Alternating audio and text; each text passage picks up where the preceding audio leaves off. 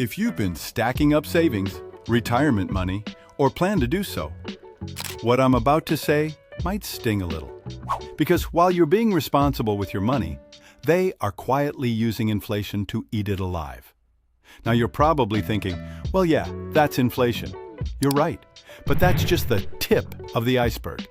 You see, the government can dial inflation up or down to their advantage, all by tweaking one thing: interest rates. And while you feel the pain, big corporations, governments, and banks, they get richer. But hey, you're not alone.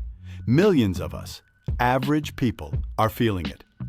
So, can we do anything to protect our savings? Actually, yes. In fact, at the end of this video, I'll show you the exact 3 steps they use to profit off inflation, and how you can copy them.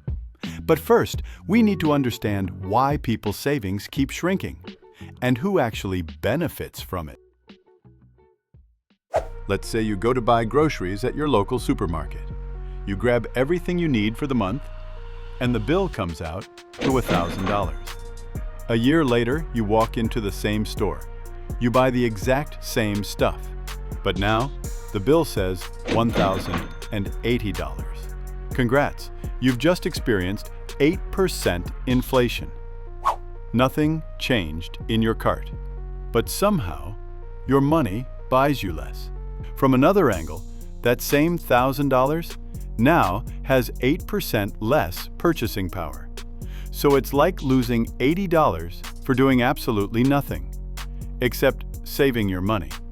Now, what does this have to do with interest rates? Everything. Let's stay in that same supermarket. Right next to it, there's a bike shop. But the bikes are expensive, so no one's really buying. The economy's slowing down.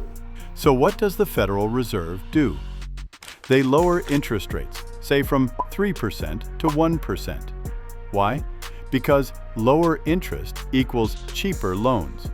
People are more likely to borrow, and when people borrow more, they spend more. Some buy that bike, others buy extra groceries, clothes, furniture, whatever. This creates more cash flowing into the economy. But here's the catch. When more people suddenly have more money to spend, demand for goods goes up. But if supply stays the same, prices start rising across the board. This is called demand pull inflation. Let's break it down with burgers.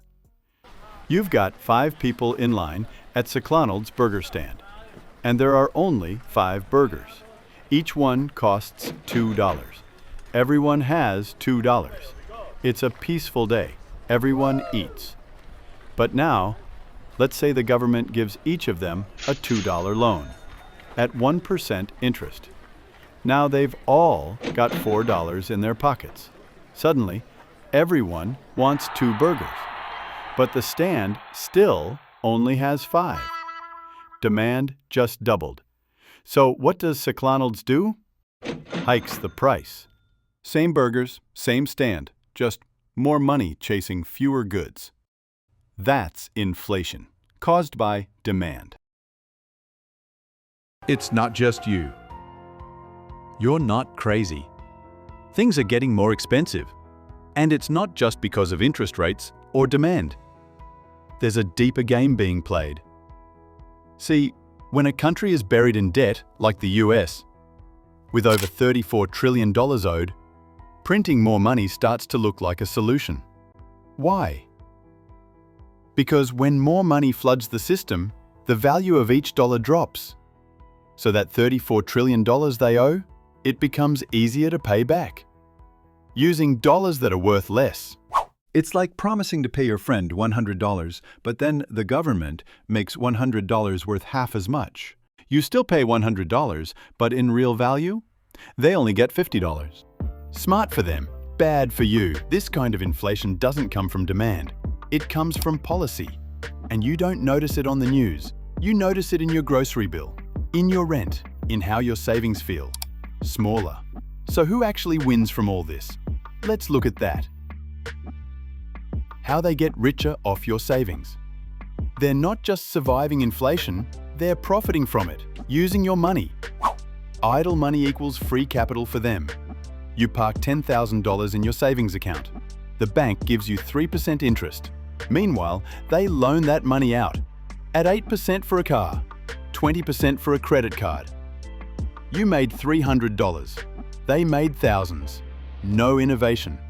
No new products. Just borrowing cheap and lending high. Like middlemen in a casino, where they own the house.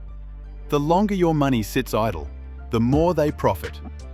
And inflation quietly eats what's left of your return. Inflation as corporate camouflage. After 2020, prices went up, sure, but some companies pushed even further. A study from the Kansas City Fed showed corporate profits accounted for more than half of all inflation during the recovery. Here's how it works. Beef costs go up 5%. The burger shop raises prices 15%. Why? Because they can. They know most people blame inflation, not profit margins or corporate boards. And it's not just price hikes. It's smaller product sizes, cheaper ingredients, more hidden fees. You pay more, they earn more, and nobody blinks. Because it's all buried under the phrase rising costs. The invisible tax on the middle class. Inflation feels like a force of nature, but for the middle class, it's a slow, steady bleed. You pay $1 more for eggs, $15 more on your phone bill, $100 more in rent, but your income still stuck. Meanwhile, big players hold assets that gain value with inflation. You hold cash, it loses value. You can't beat the system by saving pennies, but you can beat it by thinking like they do. Move from idle to active. Leaving cash in a savings account is like storing water in a leaky bucket.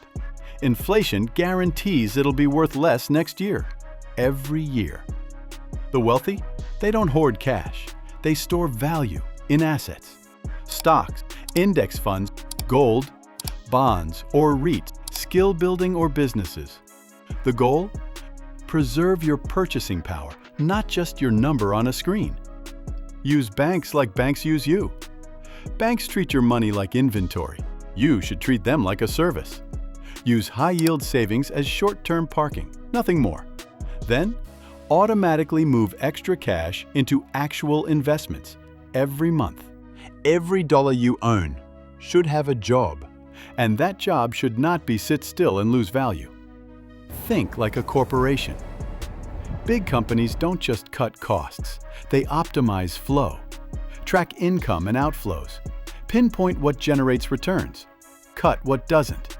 Reinvest smart. You can do the same right now.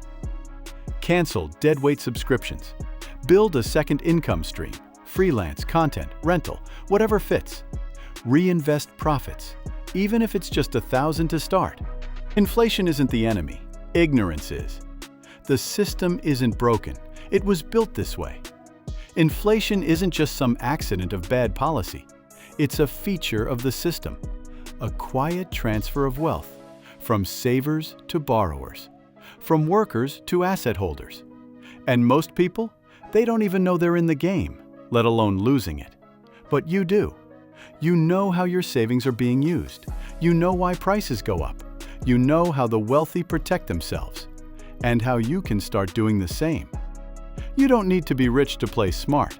You just need to stop thinking like a consumer and start thinking like the people who write the rules. If this opened your eyes, check out the next video, Why Every Country is in Debt and Who They Actually Owe. It shows how this game is being played at the global level.